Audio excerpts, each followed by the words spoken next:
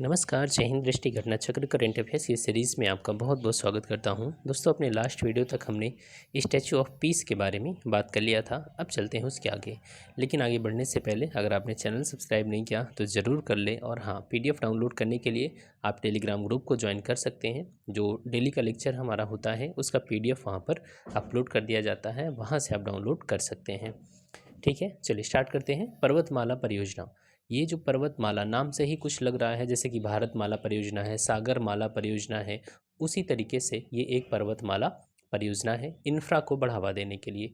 जो हमारे देश में दुर्गम और पहाड़ी क्षेत्र हैं वहाँ पर टूरिज़्म का तो बहुत बड़ा स्कोप है, लेकिन प्रॉब्लम क्या है, इंफ्रा की प्रॉब्लम है। इस वजह से सरकार ने इन क्षेत्रों में पर्यटन को बढ़ावा देने के लिए, कनेक्टिविटी में सुधार करने के लिए सरकार ने इस परियोजना की शुरुआत किया है। जो हमारा 2022-23 का बजट है ना, उसमें हमारी जो केंद्रीय वित्त मंत्री निर्मला सीतारमण जी हैं, इन्होंने अनाउंस किया था पर्वतमाला परियोजना के बारे में। इसमें क्या होगा, इसमें आप देख सकते हैं कि 2022-23 के अनुसार, इस बजट के अनुसार 60 किलोमीटर की दूरी के लिए 8 रोपवे परियोजना हेतु संविदा जारी की जाएगी। मतलब इसका संबंध जो है वो रोपवे से है, ताकि जो लोग हैं उनको पहाड़ी क्षेत्रों में आने जाने में समस्या ना हो और टूरिज़्म को बढ़ावा दिया जा सके।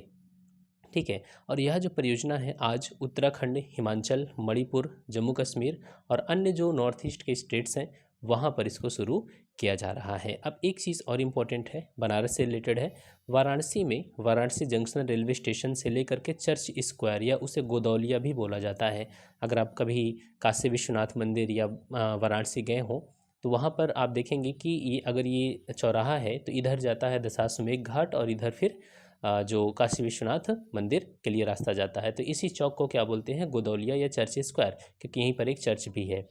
ठीक है, तो यहाँ पर एक रोपवे का निर्माण किया जा रहा है। कहाँ से कहाँ तक, वाराणसी जंक्शन रेलवे स्टेशन से लेकर के गोदौलिया तक।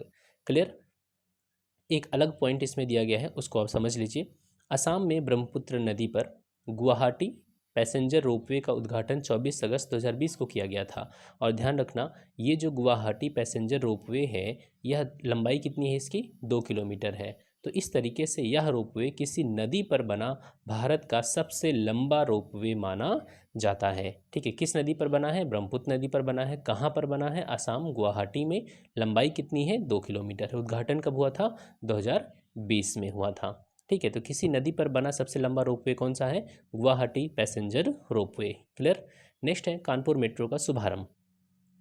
विश्व की जो पहली मेट्रोपॉलिटन या मेट्रो ट्रेन थी उसकी शुरुआत हुई थी 1863 में लंदन में।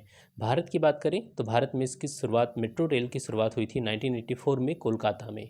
और इसी क्रम में अब कानपुर में भी जो मेट्रो है उसकी शुरुआत हो चुकी है। 2016 में ही अनाउंस किया गया था मेट्रो परियोजना को लेकर के। 2019 से काम स्टार्ट हो गया था और 2021 में जा कर के जो इसका पहला कॉरिडोर है, पहले कॉरिडोर का प्राथमिक जो खंड है उसका उद्घाटन किया गया। किसके द्वारा, हमारे प्राइम मिनिस्टर नरेंद्र मोदी जी के द्वारा। ध्यान रखना, जो पूरी कानपुर की मेट्रो रेल परियोजना है वो टोटल लंबाई कितनी है, 32.4 किलोमीटर है। 32.4 किलोमीटर में से 13 किलोमीटर जो लंबा रास्ता होगा वो अंडरग्राउंड होगा। ठीक है, अब इस 32.4 किलोमीटर टोटल मेट्रो परियोजना है, इसको 2 कॉरिडोर में डिवाइड किया गया है। पहला जो गलियारा है वो कहाँ से कहाँ तक जाएगा, IIT कानपुर से नौबस्ता तक। और दूसरा जो कॉरिडोर है वो चंद्रशेखर आज़ाद कृषि विश्वविद्यालय से बर्रा 8 तक। ठीक है, तो इस तरीके से 2 कॉरिडोर में बना होगा। कितने टाइम में इसे ख़त्म कंप्लीट करना है, तो 2024 तक टारगेट रखा गया है कि इसे कंप्लीट कर लेना है। ठीक है, बस इतना ध्यान रखना है। नेक्स्ट है हरित ऊर्जा गलियारा चरण 2। अब ये क्या चीज़ है, ग्रीन एनर्जी कॉरिडोर चरण 2। देखिए, आज सरकार जो है वो रिन्यूएबल एनर्जी को काफ़ी प्रमोट कर रही है, जिसमें सोलर एनर्जी, विंड एनर्जी जैसे रिन्यूएबल सोर्सेस शामिल हैं। प्रॉब्लम क्या होती है कि बहुत से लोगों ने अपने छत पे तो लगवा रखा है सोलर पैनल्स वगैरह, लेकिन उसकी अगर लोड बहुत ये कहिए कि प्रोडक्शन जो इलेक्ट्रिसिटी का वो काफ़ी ज़्यादा होता है लेकिन यूज़ कम होता है। तो क्या कर सकते हैं, जो उनकी एक्सेस इलेक्ट्रिसिटी है उसको, जो उनके घर के बाहर तार गई है ना, जो गवर्नमेंट वाली है, उसमें उसको ट्रांसफ़र कर सकते हैं। ठीक है, तो सरकार इसी चीज़ को कोशिश कर रही है कि जो सौर और पवन जैसे नवीकरणीय स्रोतों से बिजली उत्पादित की जा रही है उसको ग्रिड में ट्रांसफ़र किया जा सके, उनके साथ साथ इनको सिंक्रोनाइज किया जा सके। इसी परियोजना, इसका जो उद्देश्य है यही है ग्रीन एनर्जी कॉरिडोर परियोजना। ठीक है, तो ग्रीन एनर्जी कॉरिडोर परियोजना का पर्पस क्या है? पर्पस ये है कि जो सौर और पवन जैसे नवीकरणीय स्रोतों से बिजली उत्पादित की जा रही है उसे मेन ग्रिड में ट्रांसफ़र किया जा सके। ठीक है, जितना यूज़ है उतना यूज़ करें घर में, बाकी जो एक्सेस इलेक्ट्रिसिटी है उसको क्या किया जाए? ट्रांसफ़र कर दिया जाए। ठीक है, बस इतना ध्यान रखना, और इसमें कोई भी पॉइंट जो है वो पीटी के लिए इम्पोर्टेंट नहीं है। नेक्स्ट है बिना पन की, हाँ एक चीज़ तो आप जानते ही होंगे जो कि इन्वायरमेंट का टॉपिक है कि सरकार ने कितना टारगेट रखा है, 2030 तक 450 गीगावाट नवीकरणीय ऊर्जा क्षमता हासिल करने का लक्ष्य रखा है। ठीक है, ये तो जानते ही हैं। अब इसमें चेंजेस क्या हुए मैं आपको कमेंट सेक्शन में आपसे जानना चाहूँगा कि 2030 तक जो हमारा 450 गीगावाट का टारगेट था इसे बढ़ा के कितना किया गया है। ठीक है, आपको कमेंट में बताना है। नेक्स्ट टॉपिक है बीना पनकी बहुउत्पाद पाइपलाइन परियोजना। बीना कहाँ पर है? ये एमपी में है, और पनकी कहाँ पर है? उत्तर प्रदेश में कानपुर में। ये एक क्या होगी? बहुउत्पाद पाइपलाइन परियोजना है। देखिए पाइपलाइन के माध्यम से लिक्विड जो चीज़ें होती हैं और भी वस्तुएं जो हैं उनका ट्रांसपोर्टेशन आसान होता है। ठीक है, तो इसमें कॉस्ट भी कम आती है और जल्दी हो जाता है। तो इसी संदर्भ में बीना पनकी पाइपलाइन परियोजना का उद्घाटन किया गया। किसके द्वारा? 28 दिसंबर 2021 को हमारे प्राइम मिनिस्टर नरेंद्र मोदी जी के द्वारा। ठीक है, इस पाइपलाइन परियोजना को राष्ट्र को समर्पित किया गया। इसका जो संचालन है वो किसके द्वारा किया जाएगा? तो बीपीसीएल के द्वारा किया जाएगा। ये जो पाइपलाइन है मध्य प्रदेश में एक बीना रिफाइनरी है, बीना में तेल ऑयल रिफाइनरी है, वहाँ से लेकर के कानपुर में पनकी तक आएगी। टोटल लंबाई कितनी है? तो 356 किलोमीटर ये लंबी पाइपलाइन है। कहाँ पर लंबाई सबसे ज़्यादा है? यूपी में या एमपी में? तो उत्तर प्रदेश में इसकी लंबाई सबसे ज़्यादा है 283 किलोमीटर, जबकि एमपी में केवल 73 किलोमीटर ही है। और चीज़ें इसमें देख सकते हैं। देखिए उत्तर प्रदेश के 5 जिलों को ये आच्छादित कवर करती है। कौन कौन से हैं? ललितपुर, झांसी, जालौन, कानपुर देहात और फिर कानपुर नगर। मतलब कानपुर नगर जो पनकी है वो कहाँ पर है? कानपुर नगर में। तो 2 डिस्ट्रिक्ट तो आप देख रहे हैं कानपुर से ही जुड़े हैं, कानपुर देहात और कानपुर नगर। फिर यहाँ से अगर आप देखेंगे एमपी का मैप तो नीचे से या यूपी का आप देखेंगे। ठीक है, एक मिनट। यूपी का जब आप मैप बनाते हैं तो कुछ इस प्रकार से यहाँ पर आता है, ये यहाँ से। ठीक है, ललितपुर झांसी इस प्रकार से आएगा ये। तो ललितपुर, झांसी, जालौन, कानपुर देहात और कानपुर नगर। जबकि एमपी के 2 जिले ही इसमें शामिल हैं, सागर और टीकमगढ़। क्लियर? चलिए नेक्स्ट बात करते हैं नवाचार उपलब्धियों पर संस्थानों की अटल रैंकिंग। मतलब जो हमारे इंस्टीट्यूशंस हैं, संस्थान हैं, वो कितने तरीके से या किस हद तक वो जाकर के नवाचार करते हैं, किसकी उपलब्धियां सबसे ज़्यादा रही हैं, तो इसी को लेकर के Atal ranking of institutions on innovation achievements. ठीक है, तो किस संस्थान की इनोवेशन अचीवमेंट्स ज़्यादा रही हैं उसी को लेकर के ये रैंकिंग बनाई गई है। किसके द्वारा जारी किया गया? तो ये जारी किया गया केंद्रीय शिक्षा मंत्रालय के द्वारा। ठीक है, और ये इसका 3रा संस्करण है। अब इसमें समझ लेते हैं जो रैंकिंग आपको ध्यान रखनी है वो। देखिए इसमें लगातार 3रे वर्ष जो भारत का सबसे नवाचारी शिक्षण संस्थान है वो कौन है? आईआईटी मद्रास है। ठीक है, आईआईटी मद्रास है। इसमें जो भी संस्थान है उनको 2 भागों में बांटा गया है, एक टेक्निकल और दूसरा नॉन टेक्निकल। तो टेक्निकल कैटेगरी में कौन है? आईआईटी मद्रास है, लगातार तीसरे साल। पूरी यहाँ पर लिस्ट भी दी गई है, तो लिस्ट में से हमें कुछ इंपॉर्टेंट पॉइंट ध्यान रखना है, सारे नहीं। ठीक है, तो पहला आप देख लीजिए आईआईटी मद्रास फर्स्ट नंबर पे आता है, सेकंड नंबर पे आता है आईआईटी बॉम्बे, और थर्ड नंबर पे आता है आईआईटी दिल्ली, और चौथे नंबर पे यहाँ पर आता है आईआईटी कानपुर। ठीक है, तो ये तो ज़रूर ध्यान रखना कि आईआईटी कानपुर किस नंबर पे है? चौथे नंबर पे आता है, और 5वें नंबर पे आईआईटी रुड़की है। अगर आप, ये तो सेंट्रल वाले हो गए। ठीक है, ये सारे कौन है? सेंट्रल वाले या सेंट्रली, यहाँ देखिए जो जिनको केंद्र से पैसा मिलता है, वित्त पोषित है। अब अगर राज्य की बात करें तो राज्य जो यूनिवर्सिटीज़ हैं या राज्य के जो संस्थान हैं उनमें पंजाब विश्वविद्यालय को पहला नंबर मिला और दिल्ली प्रौद्योगिकी विश्वविद्यालय को सेकंड पोजीशन हासिल हुआ। और बाकी चीज़ें ज़रूरी नहीं है, छोड़ दीजिए। और ठीक है, अब यहाँ पर कॉलेज की बात करें तो कॉलेज में आपका देखेंगे यहाँ पर अभियांत्रिकी महाविद्यालय पुणे।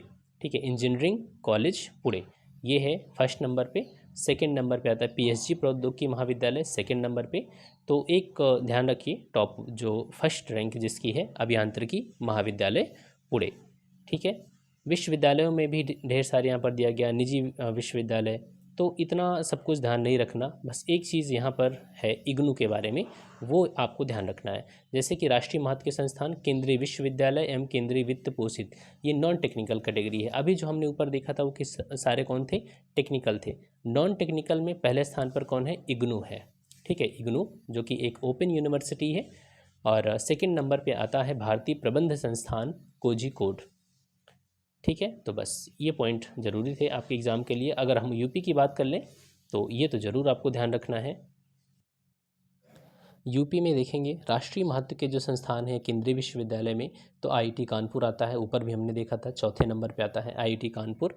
और जो 10वें नंबर पर है वो Motilal Nehru institute of technology Prayagraj, जो तेलियरगंज के पास में है। अगर आप इलाहाबाद में या प्रयागराज में होंगे तो ज़रूर जानते होंगे, तेलियरगंज से पहले पड़ता है MNIT।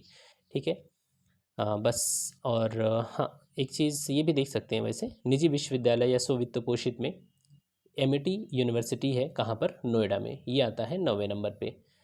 बाकी ये वाला पॉइंट आप ध्यान रखना ज़रूर से। चौथे नंबर पे आईआईटी कानपुर है और 10वें नंबर पे Motilal Nehru institute of technology Prayagraj. Clear. चलिए नेक्स्ट बात करते हैं, स्वस्थ राज्य प्रगतिशील भारत रिपोर्ट। सबसे पहला क्वेश्चन जो बन सकता है वो ये कि इस रिपोर्ट को जारी कौन करता है, तो इस रिपोर्ट को जारी किया जाता है नीति आयोग के द्वारा।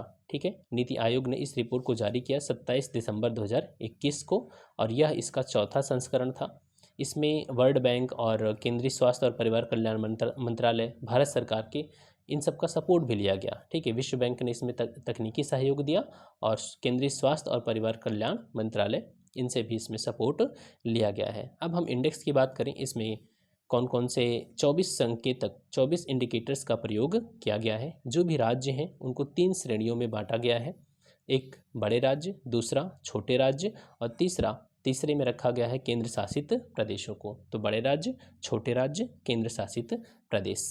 ठीक है, और इसमें भी जो राज्य हैं उनको उनके स्कोर के आधार पे देखिए, फ्रंट रनर, अचीवर्स और एस्पायरेंट्स, इन 3 कैटेगरीज में बांटा गया है। जो बहुत अच्छा काम कर रहे हैं उन्हें फ्रंट रनर, अचीवर्स और एस्पायरेंट्स, इन 3 कैटेगरी में रखा गया है। अब यहाँ पर हम रैंकिंग देखें तो बड़े राज्यों में कौन बेहतर कर रहा है, केरला फर्स्ट नंबर पे आता है, तमिलनाडु सेकंड नंबर पे, और तेलंगाना थर्ड नंबर पे आता है। ठीक है, तो स्वस्थ राज्य प्रगतिशील भारत, इस रिपोर्ट में केरल, तमिलनाडु और तेलंगाना क्रमशः फर्स्ट, सेकंड और थर्ड नंबर पे आते हैं। और यहाँ पर देखिए, जो केरल है वो लगातार चौथी बार सर्वश्रेष्ठ प्रदर्शन करने वाला राज्य रहा है। ठीक है, तो केरल लगातार चौथी बार अच्छा प्रदर्शन किया है, मतलब फर्स्ट नंबर पे बना हुआ है। अब इसमें अगर उत्तर प्रदेश की बात करें तो उत्तर प्रदेश जो है वो बड़े राज्यों में अंतिम स्थान, मतलब 19वें नंबर पर आता है। तो जो बड़े राज्यों की कैटेगरी बनाई गई थी उसमें टोटल कितने स्टेट थे, 19, और 19वें नंबर पे कौन है, उत्तर प्रदेश है। और जो बिहार है वो किस नंबर पे है, 18वें नंबर पे आता है। ठीक है, तो 18वें नंबर पे बिहार और 19वें नंबर पर उत्तर प्रदेश आता है। और छोटे राज्यों की बात करें तो छोटे राज्यों में जिन्होंने अच्छा प्रदर्शन किया है वो कौन है, मिजोरम है, फिर त्रिपुरा है, फिर सिक्किम। तो मिजोरम, त्रिपुरा और सिक्किम, 3 तो याद ध्यान ही रखिए, मिजोरम, त्रिपुरा और सिक्किम, ये हो गए छोटे राज्य। केंद्र शासित प्रदेशों की बात करें तो केंद्र शासित प्रदेशों में समग्र प्रदर्शन के आधार पर दमन दीव और दादर नगर हवेली, इसे प्रथम स्थान प्राप्त हुआ है। दमन दीव, दादर नगर जो हवेली है, ये एक यूटी बना दिया गया है, पता होगा आपको। ठीक है, तो इसे जो है वो पहला स्थान हासिल हुआ है, और जबकि जो अंडमान निकोबार है वो सबसे अंतिम नंबर पे रहा है, 7वें नंबर पर। क्लियर। नेक्स्ट बात करते हैं हिमाचल प्रदेश की जल विद्युत परियोजनाएं। तो इसमें देखिए ढेर सारी विद्युत परियोजनाएं हैं और सबको ध्यान भी नहीं रखना, जो इंपॉर्टेंट पॉइंट है उसको मैंने यहाँ पर आपके लिए बना दिया स्पेशल। ठीक है, तो ये तो क्लियर है ना कि सारी हिमाचल प्रदेश की ही परियोजनाएं हैं। तो इसमें हम देख लेते हैं। देखिए, रेणुका जी बांध परियोजना, ये परियोजना जो है वो गिरी नदी पर है। कहाँ पर, गिरी नदी। और गिरी नदी जो है वो यमुना की सहायक नदी है। फिर है लोहरी चरण वन, ये किस नदी पर है, सतलज नदी पर। फिर है धौला सिद्ध परियोजना, ये किस नदी पर, व्यास नदी पर। सावड़ा कुड्डू परियोजना, ये है पब्बर नदी, और ये पब्बर नदी भी किसकी सहायक नदी है, यमुना की सहायक नदी है। और सुन्नी परियोजना, ये जो परियोजना है ये सतलज नदी पर ही बनाई जा रही है। ठीक है, तो यहाँ पर सभी को बहुत ही डिटेल में दे दिया गया कितने कितने मेगावाट की बनाई जा रही है। तो आपको लगता है कि इतना सब याद रखना ज़रूरी है और याद रखा भी जा सकता है, तो नहीं। ठीक है, जो चीज़ ऊपर सारे इंपॉर्टेंट पॉइंट थे वो मैंने यहाँ पर लिख दिए।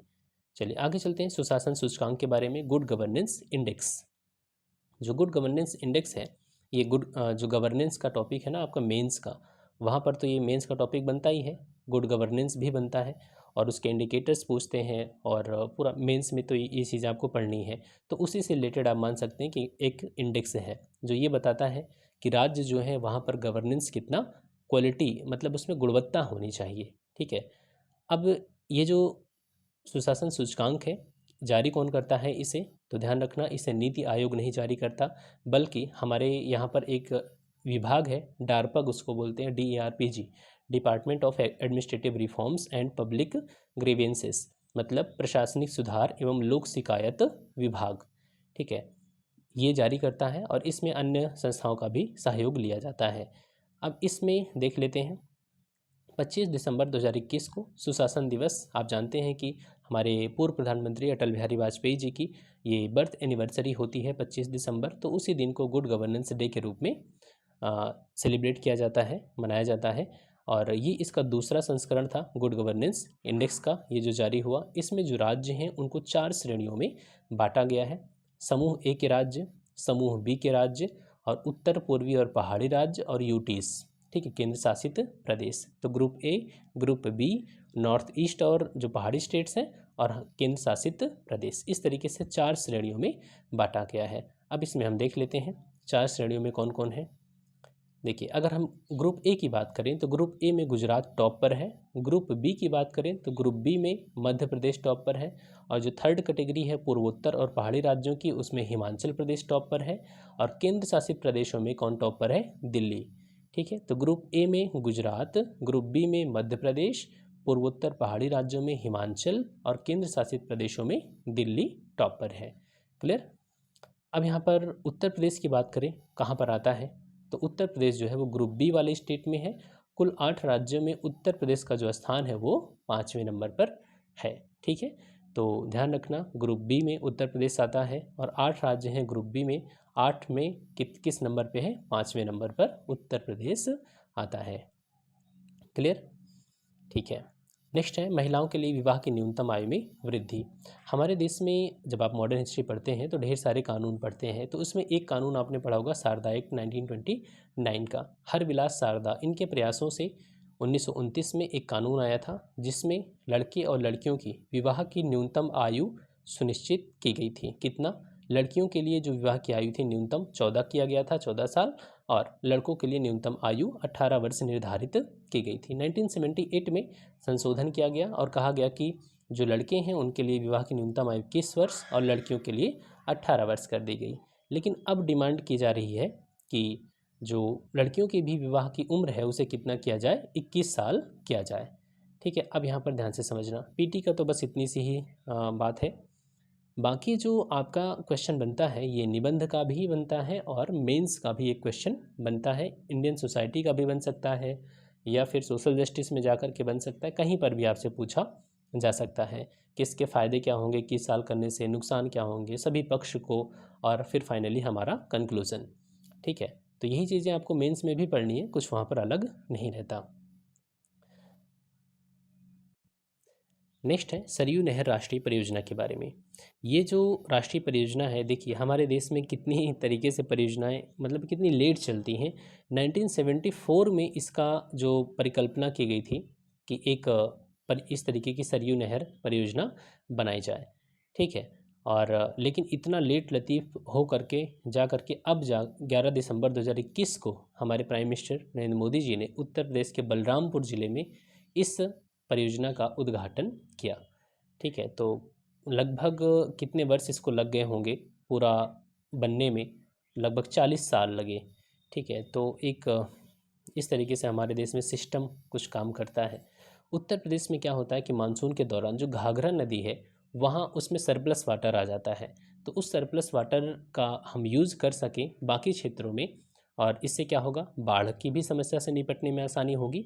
और जहाँ पर पानी का अभाव रहता है वहाँ पर पानी को ट्रांसफ़र करके सिंचाई हेतु उसका उपयोग किया जा सकेगा। ठीक है। तो इससे क्या होगा, जो हमारे वाटर रिसोर्सेज हैं उनका कुशलतम उपयोग हो पाएगा।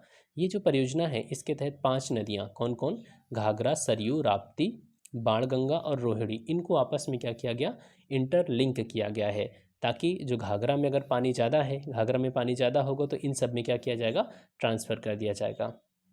ठीक है। तो यही है जो सरयू नहर राष्ट्रीय परियोजना। ध्यान रखना बलरामपुर में इसका उद्घाटन किया गया है, बलरामपुर जिले में। नेक्स्ट बात करते हैं इसमें महोबा में विभिन्न परियोजनाओं का उद्घाटन।